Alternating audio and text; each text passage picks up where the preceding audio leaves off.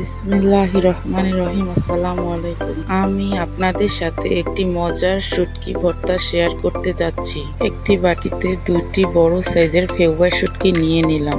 দেখুন পরিমাণ মতো সব উপকরণ নিয়ে এবার কড়াইতে পানি দিয়ে আমি মরিচগুলো সেদ্ধ বসিয়ে দেব। একটু নেড়ে চেড়ে তারপর আমি ভালো করে ধুয়ে রাখা শুটকি দুটো দিয়ে দেব।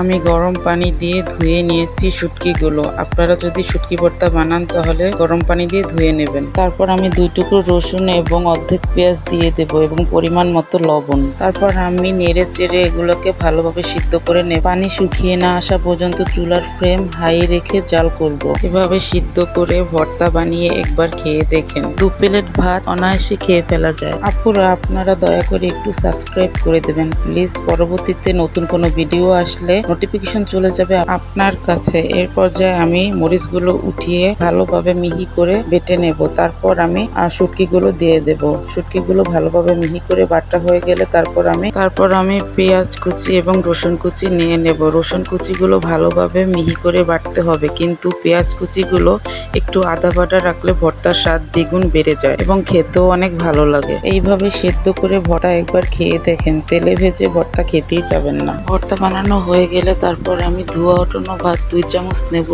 কারণ আমার কাছে এই ভাতটা খেতে খুবই ভালো লাগে। কার কাছে কেমন লাগে কমেন্ট করে জানাবে। ভর্তা বানানো শেষে পাটার উপর 2 চামচ ভাত নিয়ে লাল টকটকে করে মেখে ঝাল ঝাল খেয়ে দেখেন আপুরা।